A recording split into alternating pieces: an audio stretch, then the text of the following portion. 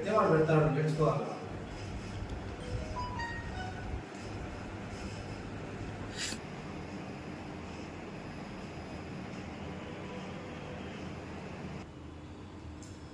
Shivakumar, DYFI జిల్లా కార్యదర్శి, కడప.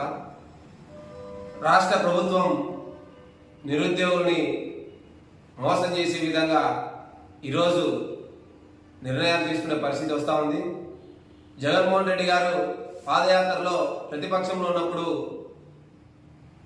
అధికారంలోకి వస్తే ఏటా డిఎస్సి నిర్వహిస్తానని చెప్పేసి ఆ రోజు ఇచ్చిన మాట చెప్పి నిరుద్యోగులు మొత్తం గంప గుర్తుగా ఓట్లేసిన సందర్భంలో అధికారంలోకి వచ్చినటువంటి 4.5 సంవత్సరాల కాలంలో ఈరోజు ఒక్క డిఎస్సి కూడా నిర్వహించలేదంటే ఈ రాష్ట్ర ప్రభుత్వానికి నిరుద్యోగుల పట్ల ఏమాత్రం చిత్తశుద్ధి ఉందో అర్థం చేసుకోవచ్చని చెప్పేసి మేము చెప్తా ఉన్నాం.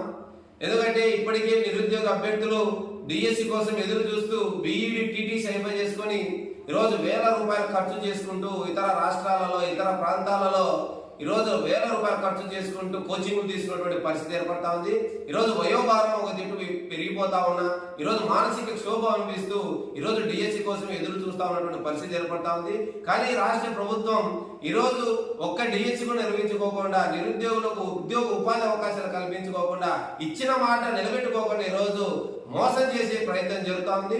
అందులో భాగంగానే మన నిరుద్యోగులు డివైఎఫ్ఐగా బొత్స సత్యనారాయణ గారి కార్యాలయాన్ని కూడా ముట్టడించడం జరిగింది. కనీసం ఒక 100,000 మంది నిరుద్యోగులు కలిసి రావడం జరిగింది. కానీ జరిగినటువంటి సందర్భంలో ఇన్ని రోజులలో కనీసం రాష్ట్ర ప్రభుత్వం ఈరోజు నిరుద్యోగుల స్పందనను గుర్తించి డిఎస్సి నిర్వహిస్తారని చెప్పేసి ఎదురు చూసాం. కానీ డిఎస్సి నిర్వహిస్తారని చెప్పేసి ఆ రోజునే ప్రభుత్వానికి ఉన్నటువంటి పరిస్థితి లేదు. కాబట్టి దీనికి నిరసిస్తూ రేపు 10వ తేదీన జనవరి 10వ తేదీన రాష్ట్ర వ్యాప్తంగా నిరుద్యోగులు కలిసి డివైఎఫ్ఐ కలిసి ఓ పెద్ద ఎత్తున చలో సీఎం క్యాంప్ కార్యాలయాన్ని పిలుపునివ్వడం జరిగింది రాష్ట్ర కమిటీ ఇప్పటికే.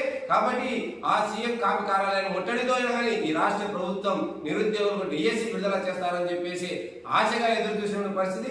ఇప్పటికీ పోలీసుల చేతి ఈరోజు నిర్బంధాలు, ఈరోజు నోటీసులు అక్రమ అరెస్టులు చేయించే ప్రయత్నం జరుగుతుంది.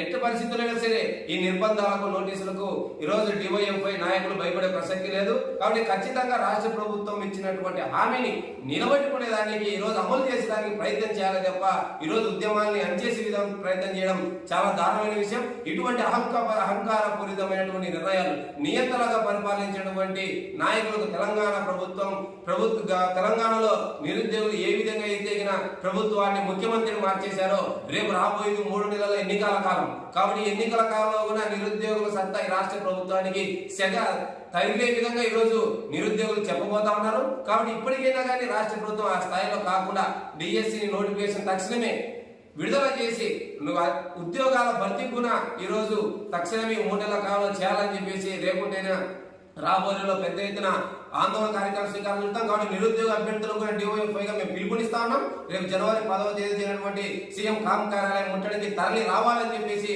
మేము పిలుపునిస్తా ఉన్నాం. ముడియం చిన్ని, డివైఎఫ్ఐ కడప జిల్లా అధ్యక్షుడు. ఈరోజు రాష్ట్ర ప్రభుత్వం తక్షణమే డిఎస్సి నోటిఫికేషన్ విడుదల చేయాలి. రాష్ట్రంలో దాదాపు 6 లక్షల మంది నిరుద్యోగులు ఈరోజు టీటీసీ బీఈడి చేసినటువంటి అభ్యర్థులు ఉన్నారు. ఈ రాష్ట్రం సంబంధించి ఇప్పటికే 25,000 టీచర్ పోస్టులు ఖాళీగా ఉన్నాయి. వాటిని తక్షణమే భర్తీ చేయాలని చెప్పేసి ఈ నెల 3వ తేదీన బొత్స సత్యనారాయణ క్యాంపు కార్యాలయాన్ని ముట్టడించడం, వేలాది మంది నిరుద్యోగులతో ముట్టడించడం జరిగింది. దానికి ఎటువంటి రాష్ట్ర ప్రభుత్వం చలనం కూడా లేకపోవడంతో రేపు చలో సీఎం క్యాంప్ కార్యాలయాన్ని డివైఎఫ్ఐ అదేవిధంగా డిఎస్సి అభ్యర్థులతో క్యాంపు కార్యాలయాన్ని ముట్టడించడం జరుగుతుంది. రాష్ట్రంలో ఉన్నటువంటి నిరుద్యోగ యువకులు పెద్ద ఎత్తున విజయవాడకు తరలి రావాలా.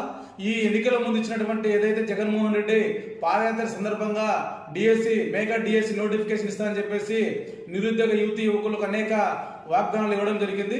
ఇప్పటికే దాదాపు 5 సంవత్సరాలు పూర్తవుతోంది. ఇంతవరకు ఒక డిఎస్సి ఇచ్చినటువంటి పాపాన్ని రాష్ట్ర ప్రభుత్వం పోలేదు. ఇప్పటికే చదువుకున్నటువంటి నిరుద్యోగ యువకులు ఉద్యోగ అవకాశాలు లేక ఇతర దేశాలకు ఇతర రాష్ట్రాలకు వలసలు వెళ్ళి బతుకుతున్నటువంటి పరిస్థితి ఏర్పడుతుంది. కాబట్టి రాష్ట్ర ప్రభుత్వం ఇప్పటికైనా తక్షణమే నోటిఫికేషన్ డిఎస్సి ప్రకటించాలా, లేకపోతే రాష్ట్ర వ్యాప్తంగా పెద్ద ఎత్తున డివైఎఫ్ఐ ఉద్యోగ సంఘం ఆధ్వర్యంలో ఆందోళన కార్యక్రమాలు చేపడతామని చెప్పేసి తెలియజేస్తున్నాం.